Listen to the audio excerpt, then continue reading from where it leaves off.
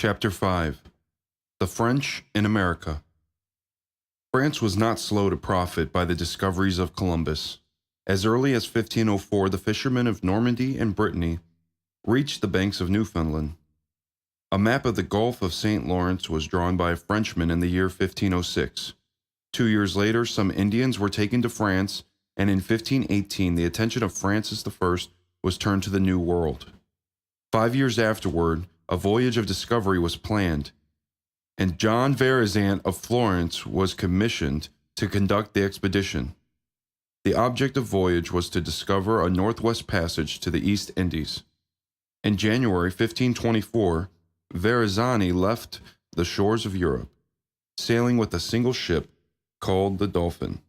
After 50 days of tempestuous weather, he discovered the mainland in the latitude of Wilmington. He sailed southward and northward along the coast and began a traffic with the natives.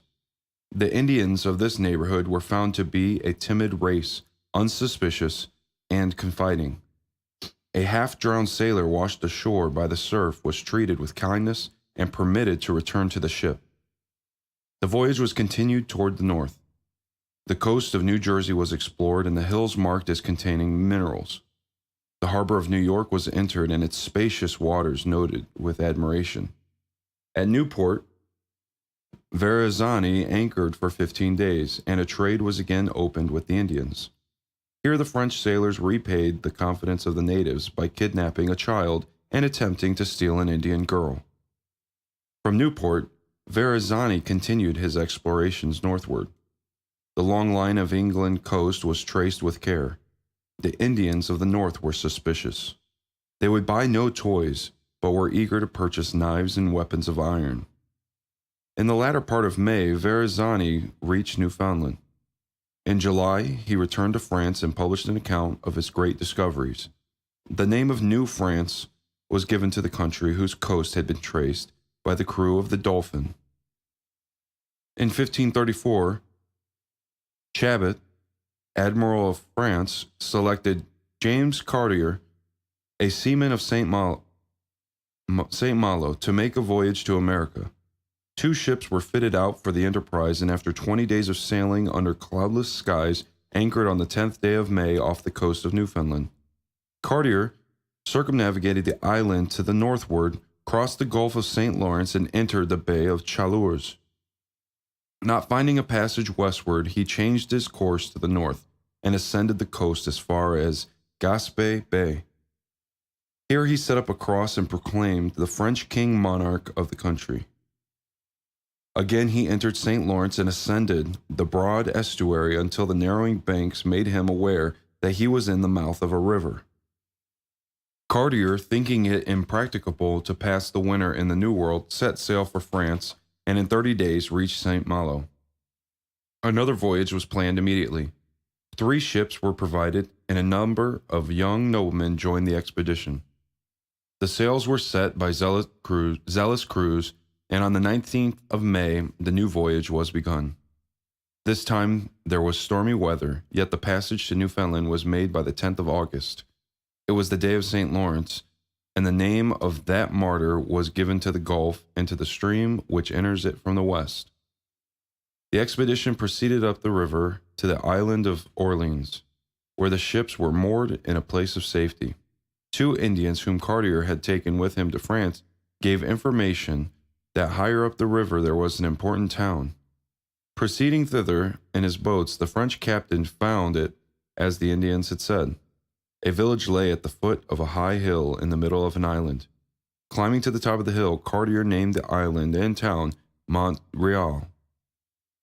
The country was declared to belong to the King of France, and then the boats dropped down the river to the ships. During this winter, 25 of Cartier's men were swept off by the scurvy, a malady hitherto unknown in Europe. With the opening of spring, preparations were made to return to France. The winter had proved too much for French enthusiasm. A cross was again planted in the soil of the New World, and the homeward voyage began. The kind and generous king of the Hurons was decoyed on board and carried off to die. On the 6th of July, the fleet reached St. Malo, but by the accounts which Cartier published, the French were greatly discouraged. Neither silver nor gold had been found in New France. And what was the New World good for that had not silver and gold? Francis Larocque of Roberval was the next to undertake the colonization of America. This nobleman was commissioned by the court of France to plant a colony on the St. Lawrence. The titles of Viceroy and Lieutenant General of New France were conferred upon him, but the man who was chiefly relied on to give character to the proposed colony was James Cartier. He only seemed competent to conduct the enterprise with any promise of success. His name was accordingly added to the list, and he was honored with the office of Chief Pilot and Captain General. It was a difficult task to find material for the colony. The French peasants were not eager to embark for a country which promised nothing better than savages and snow. Cartier's honest narrative had left no room for dreaming. So the work of enlisting volunteers went on slowly until the government opened the prisons of the kingdom and gave freedom to whoever would join the expedition. There was a rush of robbers and swindlers, and the lists were immediately filled. Only counterfeiters and traders were denied the privilege of gaining their liberty in the New World. In May of 1541, 5 ships under the command of Cartier left France and soon reached St. Lawrence. The expedition proceeded up the river to the present site of Quebec, where a fort was erected and named Charlesbourg. Here the colonists passed the winter. Cartier was offended because of the subordinate position which he held and made no effort to prosecute discoveries which could benefit no one but Roberval. When Larocque arrived with immigrants and supplies, Cartier sailed away with his part of the squadron and returned to Europe. Roberval was left in New France with 3 shiploads of criminals who could be restrained only by whipping and hanging. The winter was long and severe, and the spring was welcomed for the opportunity which it gave of returning to France. The enterprise, undertaken with so much pomp, resulted in nothing. About the middle of the 16th century, Coligny, the Protestant admiral of France, formed the design of establishing in America a refuge for the Huguenots of his own country. In 1562, he obtained from Charles IX the privilege of planting a colony of Protestants in the New World. John Ribault of Dieppe was selected to lead the Huguenots to the land of promise. In February, the company reached the coast of Florida near the site of St. Augustine. The river St. John's was entered and named the River of May. The vessel then sailed along the coast to the entrance of Port Royal. Here it was determined to make the settlement. The colonists were landed on an island, and a stone was set up to mark the place. A fort was erected and named Carolina, a name which was afterward given by the English to the whole country from the Savannah to Virginia. In this fort Ribault left 26 men, and then sailed back to France. Civil war was now raging in the kingdom, and neither supplies nor colonists could be procured. In the following spring, the men in the fort, discouraged with long waiting, mutinied and killed their leader. Then they built a rude brig and put to sea. They were at last picked up by an English ship and carried to France. 2 years after this attempt, another colony was planned, and Laudonnière chosen leader. The character, however, of the Second Protestant Company was very bad. The harbor of Port Royal was now shunned by the Huguenots, and a point on the river St. John's was selected for the settlement. A fort was built here, and things were going well until a part of the colonists contrived to get away with 2 of the ships. Instead of returning to France, they began to practice piracy, were caught, brought back, and hanged. The rest of the settlers were on the eve of breaking up the colony when Ribault arrived with supplies and restored order. It was at this time that Melendez discovered the Huguenots and murdered them. But Dominic de Gorges of Gascony visited the Spaniards with signal vengeance. This man fitted out 3 ships, and with only 50 seamen on board, arrived on the coast of Florida. With this handful of soldiers, he surprised 3 Spanish forts on the St. John's and made prisoners of the inmates. Unable to hold his position, he hanged the leading captives to the branches of the trees and put up this inscription to explain what he had done. Not Spaniards, but murderers. In the year 1598, the Marquis of La Roche obtained a commission authorizing him to found a colony in the New World. The prisons of France were again opened to furnish the immigrants. The vessels soon reached the coast of Nova Scotia and anchored at Sable Island, a dismal place where 40 men were left to form a settlement. La Roche returned to France and died, and for 7 years the 40 criminals languished on Sable Island. Then they were picked up by some passing ship and carried back to France, but were never remanded to prisons.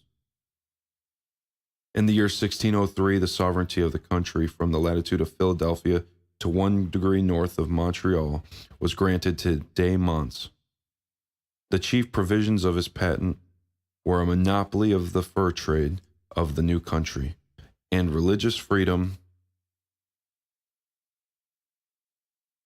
for the Huguenots.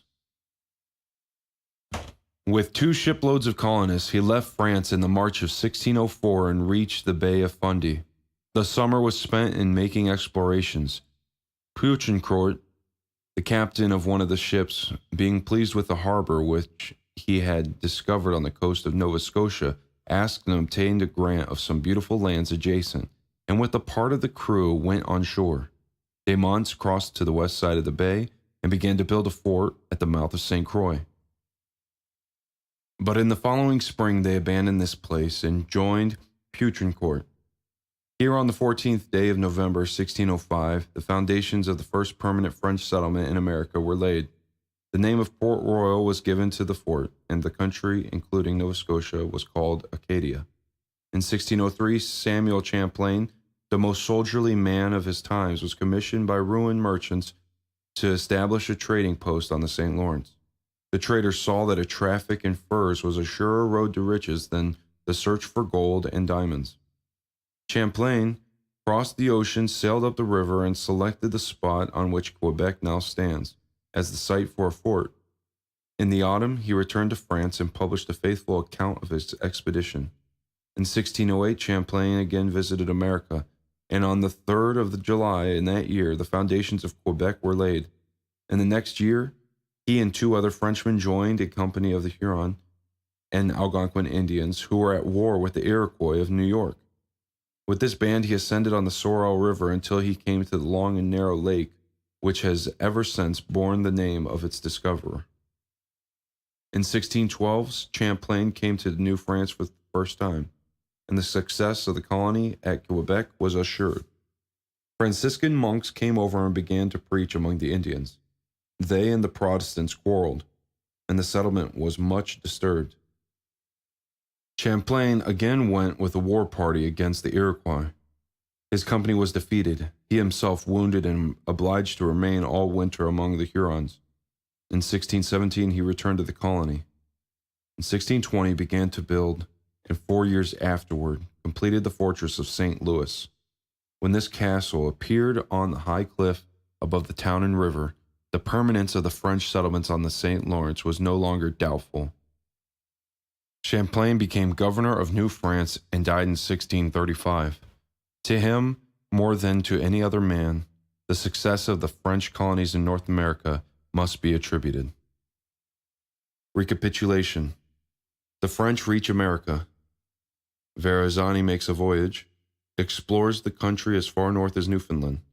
Cartier is sent to America, reaches Newfoundland and enters the St. Lawrence, returns to Europe, sails on his second expedition, ascends the St. Lawrence. His crews are attacked with scurvy. He passes the winter at Quebec, returns to France. Roberval plans a colony. Cartier joins to the undertaking. Prisons of France furnish immigrants. Expedition reaches the St. Lawrence. The leaders quarrel. Cartier goes back to France. The colony returns. Roberval sails with another fleet, is lost at sea. Ribault conducts a band of Huguenots to Port Royal, builds Fort Carolina. The settlement is abandoned. The enterprise renewed by Laudonnière. A Huguenot colony is established on the St. John's, but destroyed by Melendez. Des Gorges takes vengeance on the Spaniards. La Roche is commissioned to colonize America. French prisons again opened. A settlement is made on Sable Island. The company carried to France. De Monts, made viceroy, departs with a colony, reaches the Bay of Fundy, Port Royal founded by Poutrincourt, De Monts on the St. Croix, the country named Acadia. Champlain receives a commission, sails with a colony to the St. Lawrence, goes against the Iroquois, returns and founds Quebec.